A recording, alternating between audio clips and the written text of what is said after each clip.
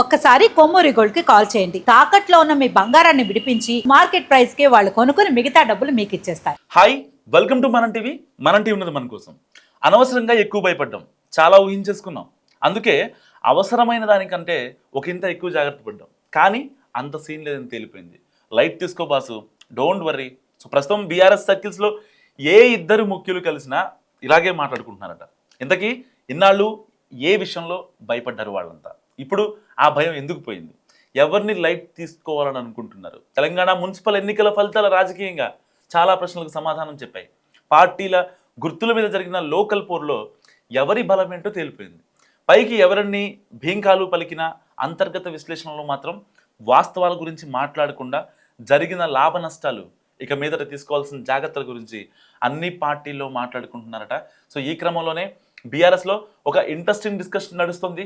తెలంగాణ జాగృతి అధ్యక్షురాలు కవిత వల్ల మనకు ఏదైనా డ్యామేజ్ అయిందా, కారు గుర్తు మీద ఆమె ప్రభావం ఏమన్నా ఉందా అంటూ రకరకాల విశ్లేషణలు జరుగుతున్నాయి పార్టీలో. సో వాటి సారాంశమే భయపడాల్సిన పని లేదన్న కన్క్లూజన్ అంటున్నాయి పార్టీ వర్గాలు. మొన్నటి మున్సిపల్ ఎన్నికల్లో ఆల్ ఇండియా ఫార్వర్డ్ బ్లాక్ తరఫున పోటీ చేశారు కొందరు కవిత అనుచరులు. ఎక్కడ వాళ్ళ ప్రభావం తమ మీద లేదన్న నిర్ధారణకు వచ్చారట బీఆర్ఎస్ పెద్దలు. పార్టీ నుంచి బయటకు వెళ్ళిపోయాక కవిత మాట తీరు, ఆమె దూకుడు చూసి ఈ ఎన్నికల్లో ఆమె ప్రభావం ఎంతో కొంత ఉంటుందని, అక్కడక్కడ గెలుపు అవకాశాలు దెబ్బతింటాయోనని కూడా భయపడ్డారట బీఆర్ఎస్ లీడర్స్. కవిత పార్టీ నుంచి సస్పెండ్ అయ్యాక పార్టీ గుర్తు జరిగిన మొదటి ఎన్నికలు కావడంతో సహజంగానే కంగారు పడ్డామని, అంత అవసరం లేదని ఫలితాలు చెప్పాయని మాట్లాడుకుంటున్నారు గులాబీ లీడర్స్. సో ఆమె వల్ల ఎన్నికల్లో తమకు ఎలాంటి లాస్ లేదన్నది వాళ్ళ అభిప్రాయం. 10 ఏళ్ళు అధికారంలో ఉండి ఇప్పుడు ప్రతిపక్షంలోకి వచ్చిన కారు పార్టీ గత లోక్సభ ఎన్నికల్లో పూర్తిగా విఫలమైంది. 2 ఏళ్లుగా కాంగ్రెస్ ప్రభుత్వాన్ని గట్టిగానే విమర్శిస్తోంది. సహజమైన ప్రభుత్వ వ్యతిరేకత, విపక్షానికి ఉండే పొలిటికల్ అడ్వాంటేజ్ అన్నీ కలిసి ఇక నుంచి ఏ ఎన్నికలు జరిగినా తమకు మెరుగైన ఫలితాలు వస్తాయని అనుకున్న టైంలో కవిత ఎపిసోడ్ పార్టీని డిఫెన్స్లో పడేసింది. పార్టీ అధ్యక్షుడి కుమార్తె మొన్నటిదాకా కీలకంగా వ్యవహరించిన నాయకురాలు కావడం, బయటికి వెళ్ళాక ఆమె బీఆర్ఎస్ని టార్గెట్గానే మాట్లాడటం వల్ల ఏం చేయాలో అర్థం కాని డైలమాలో ఉండేవారట పార్టీ నేతలు. సో సొంత కుటుంబ సభ్యురాలు, గత ప్రభుత్వంలో అన్నిటినీ దగ్గరగా చూసిన వ్యక్తి చేసే ఆరోపణలు, విమర్శల్ని ప్రజలు నమ్మే అవకాశాలు ఎక్కువగా ఉంటాయని కూడా ఒక దశలో ఆందోళన పడ్డారట గులాబీ పెద్దలు. అదే సమయంలో జూబ్లీస్ ఉప ఎన్నిక జరిగినా అందులో కవిత ఎంటర్ అవ్వకపోవడంతో ఊపిరి పీల్చుకున్నారు. కానీ మున్సిపల్ ఎన్నికల్లో మాత్రం ఎఫెక్ట్ పడుతుందని భయపడ్డా అలాంటిది ఏం లేదని ఫలితాలు చెప్పాయంటూ చాలా రిలాక్స్డ్గా ఉన్నారట గులాబీ సీనియర్ నేతలు. కవిత వల్ల తమకు ఎక్కడా డ్యామేజ్ కాలేదన్న నిర్ణయానికి రావడంతో పాటు ఆమె విషయంలో ఇప్పటి వరకు తాము వ్యవహరించిన తీరు కరెక్ట్ అని కూడా భావిస్తున్నారట.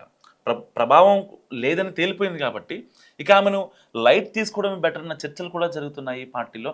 బీఆర్ఎస్లో ముఖ్యంగా కేటీఆర్, హరీష్ రావుని అంతకు ముందు టార్గెట్ చేసిన కవిత మెల్లిగా తండ్రి కేసీఆర్ని కూడా ఆ పరిధిలోకి తీసుకువస్తున్న టైంలో ఆమె పొలిటికల్ స్టామినా ఏంటో ఈ ఫలితాలు చెప్పేశాయని, ఇక మీదట ఎంత రెచ్చగొడుతూ మాట్లాడినా మనం మాత్రం స్పందించవద్దని అధిష్టానం నుంచి పార్టీ నాయకులకు మౌఖికంగా ఆదేశాలు కూడా అందాయి. సో ఈ ఇంటర్నల్ ఆదేశాల ప్రకారమే ఇక మీదట కింది స్థాయి నేతలు కూడా నడుచుకునే అవకాశం ఉందని అంటున్నారు. అయితే ఈ సమయమానాలు ఇంకా లైట్ తీసుకోవడాలు ఇంకా ఎన్నాళ్ళు? ఒకవేళ కవిత డోస్ పెంచి ఆమె వల్ల డ్యామేజ్ మొదలయ్యాక కూడా ఇలాగే ఉంటారా లేక రివ్యూ చేసుకుంటారా అన్నది కూడా ముఖ్యమైనని అంటున్నాయి రాజకీయ పరిశీలకులు. సో ఈ వీడియో గురించి మీరేమనుకుంటున్నారో మస్తు కామెంట్ చేయండి. మరి కవిత నిజంగా కవిత ఎఫెక్ట్ ఏదైతే తన పార్టీ నుంచి ఆవిడ పోటీ చేసిందో మున్సిపల్ ఎన్నికల్లో అక్కడక్కడ ఆవిడ ఉనికిని చాటుకున్న అన్ని చోట్ల బీఆర్ఎస్ని దెబ్బ కొట్టే ప్రయత్నాలు మాత్రం నిజంగా అంత జోరందుకోలేదు.